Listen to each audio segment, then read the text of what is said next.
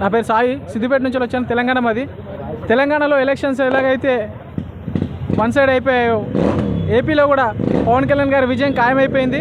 పిఠాపురంలో ప్రతి ఒక్కరు అనుకుంటున్నారు నవరత్నాలు ఇచ్చామని అనుకుంటున్నారు. నవరత్నాలు లాంటి యువతను రోడ్ల మీద పడేస్తూ ఉద్యోగాలు ఇవ్వకుండా ఇబ్బందులు పెడుతున్నారు.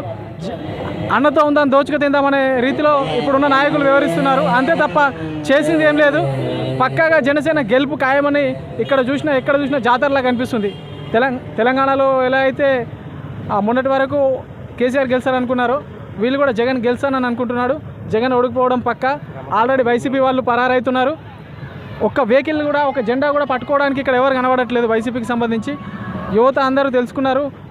ఎవరు నిజాయితీ గల నాయకుడు, ఎవరు దోచుకునేవాడు, ఎవరు పంచేవాడు అనేది తెలుసుకున్నారు. కాబట్టి పవన్ కళ్యాణ్ గారు పక్కాగా విజయం సాధిస్తారు. ఏ ఒక్క యువకుడు కూడా జెండా పట్టుకోవడానికి ఇష్టపడట్లేదు వైసీపీ జెండాను.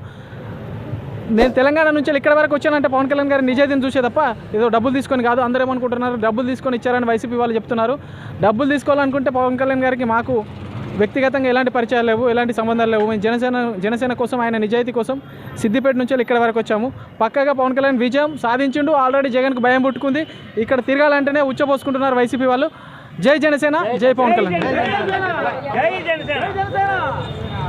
విజయవాడ ఎక్కడి నుంచి వచ్చారు చెప్పండి. మాది యాక్చువల్గా వైజాగ్ అండి.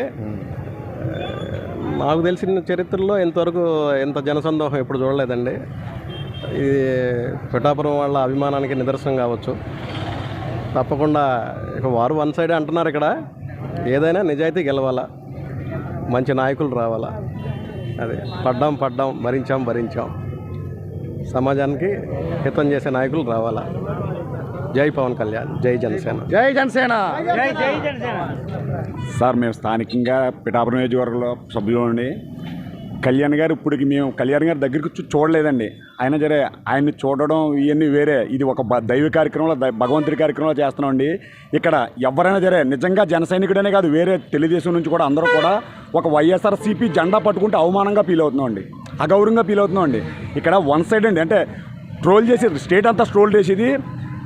ఆయన సోషల్ మీడియాకి డబ్బులు ఇచ్చి పిల్లలకి రీల్స్ చేసి గీత గారు 5,000తో నెగ్గిద్ది, 10,000తో నెగ్గిద్ది అని చెప్పి చేయడం తప్ప పిఠాపురం నియోజకవర్గంలో ఎవరైనా అడుగు పెట్టి మాట్లాడితే తెలుస్తుందండి ఎవరికైనా ఏంటంటే. లోకల్గా మేము తిరుగుతున్నాం కాబట్టి ఇవాళ నుంచి నెలల బట్టి నుంచి కష్టపడుతున్నాం అండి. కళ్యాణ్ గారికి సెల్ఫీ అవసరం లేదు, వాళ్ళతో మాకు పరిచయం అవసరం లేదండి. ఆయన గెలిపే లక్ష్యం 2029 నాటికి ఎవరైనా సరే జనసేన వెనకాలే బయలుదేరాలండి. ఎవరైనా ఎవరు ఉండరండి. ఇంకా అంతా మోడీ గారు, కళ్యాణ్ గారు వీళ్ళంతా. ఇక టీడీపీ కూడా మాకు వర్మ గారు బాగా సహకరిస్తున్నారండి. అంటే వేరే మాకు కూడా గొడవలు పెట్టడం కూడా కొంతమంది క్రియేట్ చేస్తున్నారండి. ఇటువంటిది ఏమీ లేదండి. ఇక్కడ 1,00,000 ఓట్ల మెజారిటీ ఖాయం అండి. కళ్యాణ్ గారు నియోజకవర్గంలో నామినేషన్ వేసిన రోజు గెలుపు తేలిపోయిందండి. ఇవాళ రోడ్డు షోతో 1,00,000 ఓట్లు మెజార్టీ తేలిపోతుంది. ఇంక ఏమీ లేదండి. ఇంక అసలు వారు వన్ సైడ్ అండి. ఇంక ఇందులో మార్పు అనేది లేదండి. ప్రతి ఒక్కరు కూడా రూపాయి ఆశించి, ఆయన ఏదో ఆశించి చేసిన వాళ్ళు ఎవరో కదండి. నాయకులు కానీ కార్యకర్తలు దీనికి అది లేదండి. డైలీ 1,000 రూపాయలు సంపాదించుకుంటాడు, 2,000 పార్టీకి ఖర్చు పెట్టి తిరిగిదాలన్న ఆలోచనతో ఉన్నాడండి. నాకు తెలిసి తెలంగాణ నుంచి ఈయన చెప్పాడు ఇందాక ఎవరో.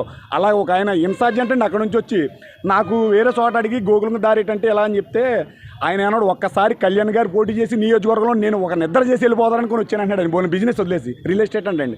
అప్పుడు మాకు నాకు చాలా ఆనందంగా ఉందండి. ఎక్కడ లేని అవకాశం మాకు వచ్చింది. మా దేవుడు మాతో ఉంటున్నాడు అన్నది ఇది.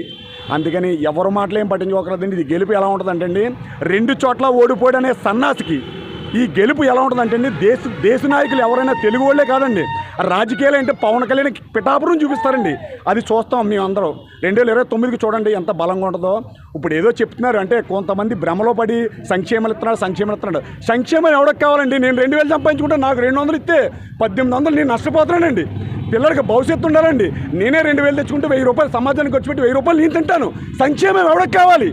ఎవరికి అవసరం లేదండి. గెలుపు ఖాయమండి. ఇక్కడ కొంతమంది కుక్కలు కోస్తున్నాయి. గెలుపు లేదు, తగిలేస్తాం, తగిలేస్తాం ఇటువంటి ఏముండదండి. ఇందాక మా సోదరుడు ఎవరో పేనగట్టు లాక్కెళ్ళాడు. అలాగే ఇవ్వడం సరే పేనగట్టు లాక్కెళ్తారండి. ఇందులో మెదడు ఎవరంటే ప్రతి ఒక్కడు ఎవడు పిలిస్తే వచ్చినట్టు కాదండి. ఇటు ఎవడు నేను 100 ఇస్తే వచ్చినట్టు కాదండి.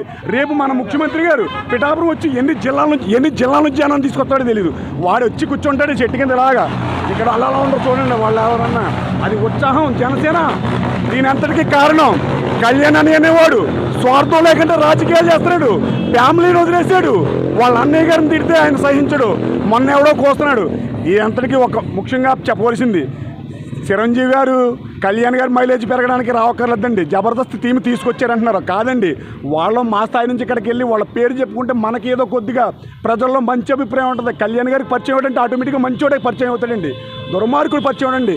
వైఎస్ఆర్కి పరిచయం ఏంటంటే దుర్మార్గుడే పరిచయం అవుతాడు. ఎందుకంటే మనం బాగుంటే చాలు, నేను తినేస్తే చాలు అన్నవాడు అందులో ఉంటాడు సార్. సమాజం బాగుండాలనుకున్నవాడు జనసేనలో ఉంటాడు సార్. దానికి పక్కాగా జనసేన ఏంటనేది జూన్ 4వ తారీఖుని టీవీల దగ్గర కూర్చుంటాం, రోడ్డు పట్టవండి, టీవీల దగ్గర కూర్చొని చూస్తాం సార్. జై జనసేన, జై టీడీపీ, జై బీజేపీ, జై నరేంద్ర మోడీ గారి నాయకత్వం, జై జనసేన. పవన్ గెలవడం పక్క, జగన్ జైలుకి వెళ్ళడం పక్క. రెండు